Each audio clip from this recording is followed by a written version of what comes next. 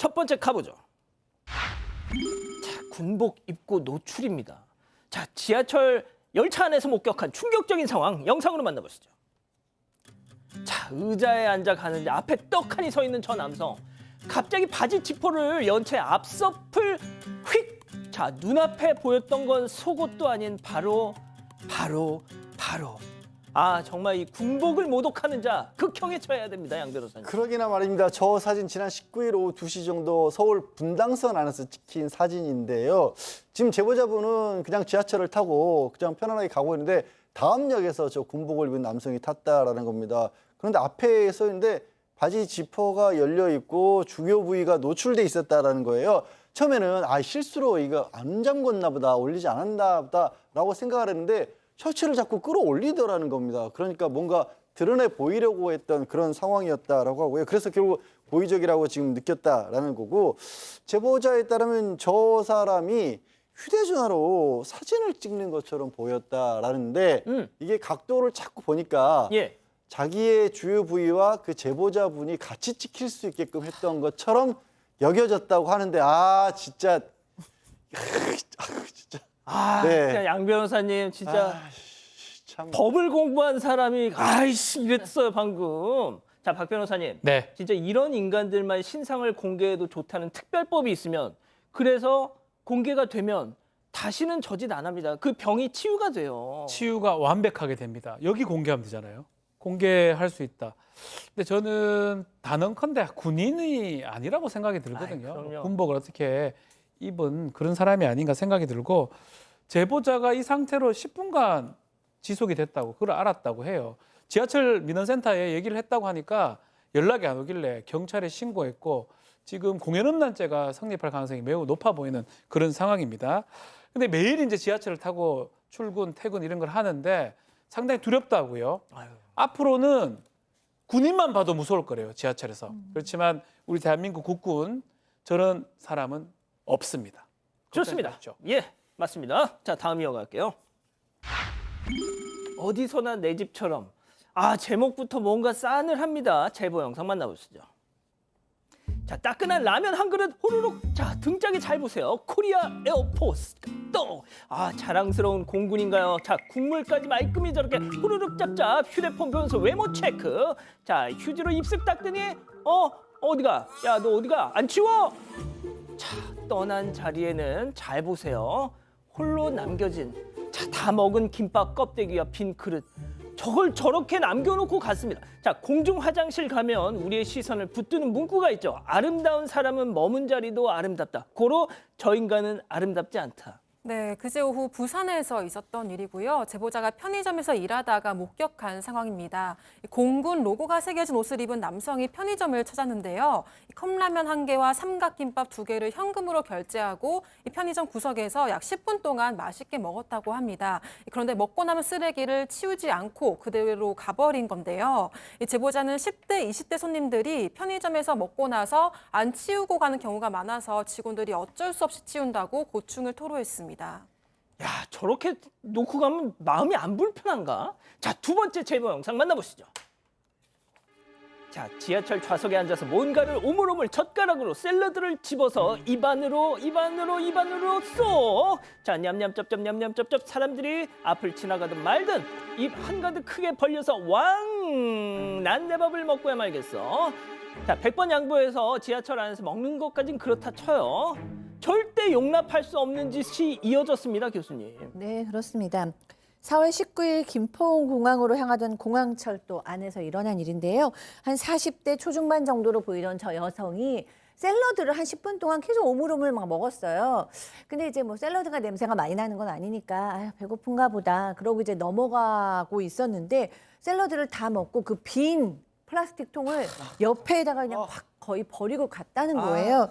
그게 너무 좀 화가 났는데 또 하필이면 그 옆에 일본 여성이 있었대요. 그래서 보면서 깜짝 놀라더래요. 좀 일본은 대중교통에서 좀 깨끗하잖아요. 그러니까 너무 제보자께서 도리어 더 내가 창피했다라고 생각이 들어서 제보하셨다고 합니다. 아마 저 일본 관광객은 저거 보고 막 일본인 특유의 그 논란은 그 얘기를 했을 것 같습니다. 이게 뭡니까 도대체? 좋습니다.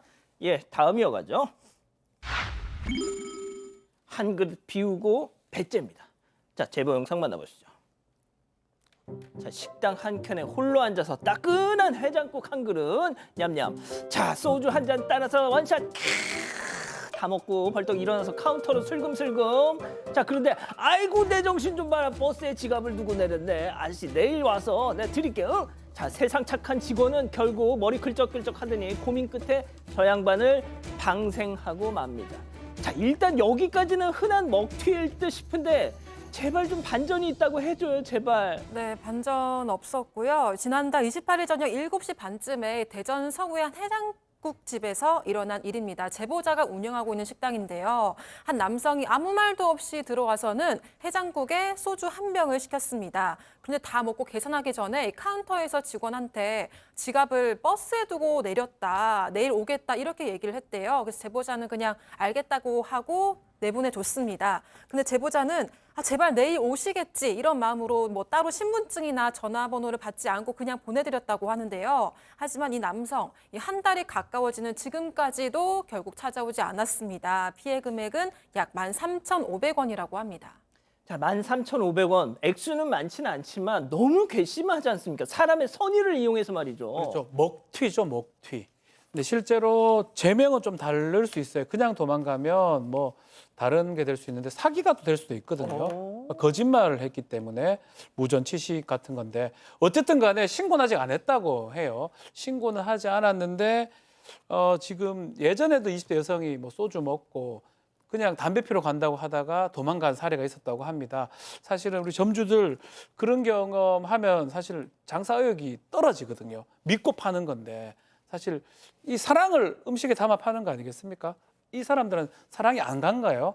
그러니까 지금이라도 좀 돌아왔으면 좋겠다. 사실은 얼굴 지금 다 나와 있어요. 저 얼굴 머리도 다 보이죠, 지금. 사실은 공개가 된다면 바로 나올 건데 사실 공개가 안 되기 때문에 저러는 거 아닌가 생각도 듭니다. 좋습니다. 자, 마지막 사연으로 가보죠. 칼같이 정확한 친구입니다. 집단 지성의 판단을 받아보고 싶으시다면서 제보해 주신 사연 함께 들어보시죠. 안녕하세요. 현재 40년 지기 친구랑 절연 위기인 60대 여성입니다. 정말 칼같이 이성적인 친구인데요. 중학교 때부터 친구인데 어릴 때부터 성향이 정말 달랐어요. 제가 고민을 털어놓으면 편을 들어주기보다는 좀 현실적인 대안을 내놔서 서운했던 적이 많거든요. 남편이랑 싸우고 속상해하면 뭐 이것저것 따져보더니 네가 잘못했네 이러면서 남편 편을 들더라고요. 그런데 최근 친구랑 만나기로 약속을 잡고 나서 일이 생겼습니다. 저희는 오후에 보기로 했고 오전에 시간이 남아서 요양원에 계신 어머니 면회를 가기로 했어요. 그런데 오랜만에 엄마랑 시간을 보내다 보니까 좀 빠듯하게 도착할 것 같더라고요. 그래서 친구한테 30분만 늦어도 되겠냐고 전화를 걸었고 친구도 점심 먹고 오겠다고 알겠다고 했습니다. 그런데 나이가 나이다 보니까 좀 사람이 붐비는 곳을 갈 때마다 매번 헤맨다는 게 문제입니다. 헤매다가 겨우 도착을 했는데 제가 30분을 더 늦어버렸어요. 친구가 보자마자 휴대폰을 들고 있으면서도 전화를 안 받냐, 장식품이냐고 면박을 주더라고요. 심지어 약속했으면 나한테 집중해야지 무슨 약속을 또 잡냐. 엄마랑 만날 거면 차라리 약속을 깨지 그랬냐면서 얼굴 봤으니 됐다, 집에 가 이런 얘기를 내뱉고 가버렸습니다. 제 잘못은 맞지만 저라면 커피 한잔 하면서 풀었을 것 같거든요. 친구가 원체 그런 성격이다 보니까 뭐 이해하면서도 이번엔 더 서운하고 앞으로 잘 지낼 수 있을까 걱정이 들어요.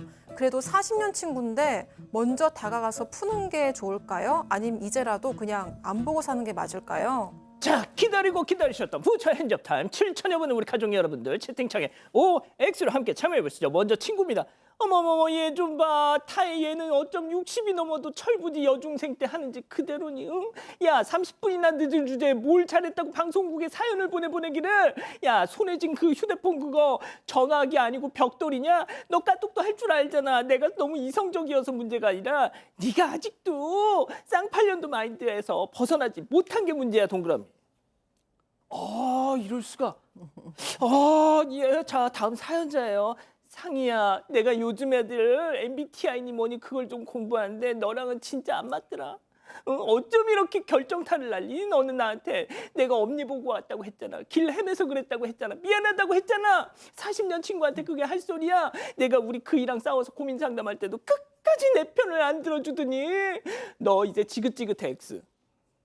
자, 일단 양 변호사님부터요. 아니 그 사연자분이 MBTI 공부하셨다면서요. 저도 사실은 그렇게까지 사람들의 성향이 다른지 몰랐어요. 제가 이 사연자분의 친구 같은 스타일이거든요. 저도 절대 그냥 감정적으로 누구 편 들어주는 걸 할 줄을 몰라요. 그냥 다른 사람인 거예요. 다른 사람. 40년이나 됐으면 이 친구가 헤어지자고 간 건 아니고 이 친구도 30분이나 늦었는데도 기다려주고 간 거잖아요. 화가 나서. 그래서 이걸 가지고 헤어지기보다는 나이 더 드실수록 새로운 친구 만나기도 어렵잖아요. 서로 그냥 조금씩 저 사람은 다른 사람이라 다른 사람이라 하면서 만나시는 게 좋을 것 같아요. 자, MBTI 전문가가 또 우리 교수님이잖아요. 네, MBTI 아마 TTT 아닐까 싶은 생각이 드는데, 그러니까 이성적으로 좀 판단하고 의사 결정을 할 때는 좀 이성적인 띵킹을 쓰는 그런 사람들인데요. 물론 누구 한 명이 잘못한 것 같지는 않아요. 서로 다른 문제인 것 같아요.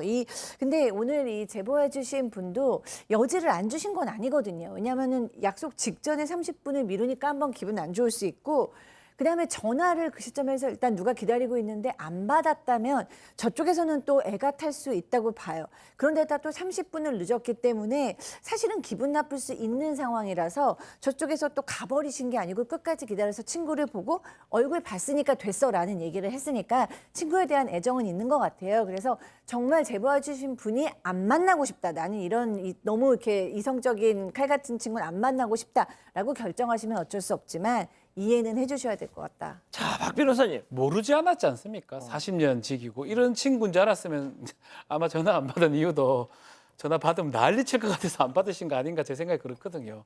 아마 본인하고 이게 뭐 제가 정확하게 모르겠지만 T하고 F 맞나요? 하여튼 그 차이점 같은데 아마 영 다 반대 다른 성향 같아요. 그러니까 그 장점이 있습니다. 약간 자기가 판단이 어려울 때 이성적 판단을 또 해주기도 하거든요. 그러니까 친구에게 끊지 말고요. 또 다가가면 이런 사람도 또 간단합니다. 그래, 네가 잘못해서 받아줄게. 이제 와. 이렇게 되거든요. 다가가십시오. 뭐 문제입니까? 그렇군요. 백다희 아나운서. 저는 X를 든 이유가 이게 사연자가 악의적으로 한 게 아니라서 X를 든 거고 저도 당연히 사연자가 잘못했다고는 생각을 해서 뭐 손절 이런 고민하지 마시고 친구분한테 조금 먼저 다가가서 다정하게 한마디 해보시면 어떨까라는 생각을 했습니다. 댓글도 볼게요. 레시앙님, 연속적으로 그런 경우면 화나지 친구라도라고 하셨고요. 김진현님, 약속 안 지키면 화나긴 합니다. 먼저 다가가서 화해해보세요라고 하셨습니다. 하지만 엘리시님은 좋은 친구 아닌 것 같아요. 손절하세요라고 하셨습니다. 그렇군요.